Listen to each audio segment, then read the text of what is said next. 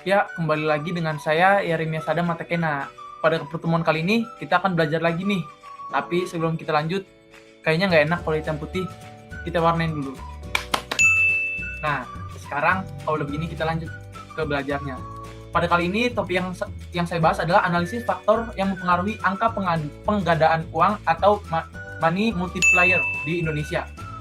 Pertama-tama, menurut pengertian umum, fungsi uang adalah sebagai alat tukar untuk barang ataupun jasa. Namun, bila didefinisikan secara terperinci, pengertian uang sendiri dibagi menjadi dua, yaitu secara ekonomi tradisional maupun ekonomi modern.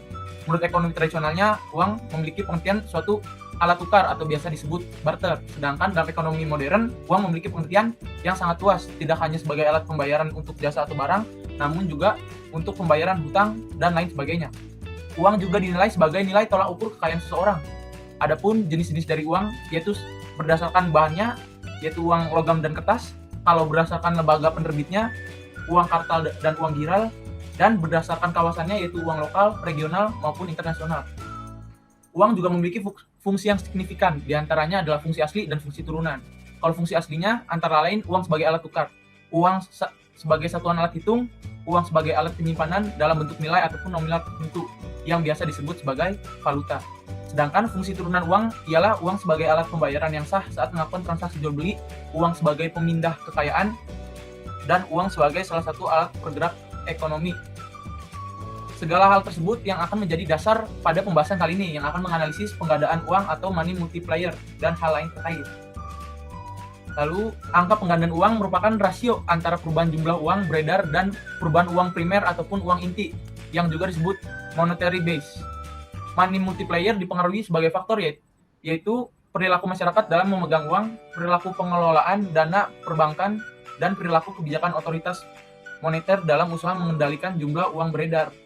Naik turunnya pelipatan ganda uang atau tadi biasa disebut money multiplier dipengaruhi oleh 3 determinan, yaitu currency ratio, time and saving deposit ratio, dan reserve ratio. Sangatlah penting memperhatikan perkembangan money multiplier yang nanti karena penting kita analisis nih.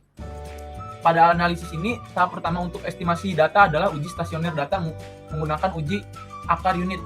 Pada penelitian ini, penulis menggunakan metode Augmented Decay Fuller atau biasa disingkat ADF. Lalu, uji kointegrasi merupakan tahap kelanjutan dari uji akar unit. Uji kointegrasi untuk mengetahui apakah data yang kita gunakan berkointegrasi atau tidak. Lalu yang terakhir, ada analisis model ECM digunakan untuk mengoreksi ketidakseimbangan dalam jangka pendek menuju jangka panjang. Nah, dari seluruh hasil analisis tersebut, kita mendapatkan beberapa poin kesimpulan nih. Yang pertama adalah perubahan uang beredar dan proses pelipat gandaan uang perbankan tergantung pada seberapa besar masyarakat menggunakan atau memegang uang kartal dan uang giral. Lalu, reserve ratio dalam jangka panjang dan jangka pendek mempengaruhi negatif dan secara statistik signifikan terhadap money multiplier Indonesia. Lalu, current ratio dalam jangka panjang berpengaruh negatif sesuai dengan teori, namun secara statistik tidak signifikan terhadap money multiplier. Lalu, bank sentral dalam kebijakan moneternya memerlukan sasaran yang bersifat operasional agar proses transmisi dapat berjalan baik dan sesuai dengan rencana. Dan yang terakhir adalah bank umum atau perbankan berperan untuk melancarkan proses transmisi kebijakan moneter dengan sasaran operasionalnya yaitu uang primer. Sekian mungkin ilmu yang dapat saya sampaikan pada pertemuan kali ini. Sampai bertemu di pertemuan selanjutnya.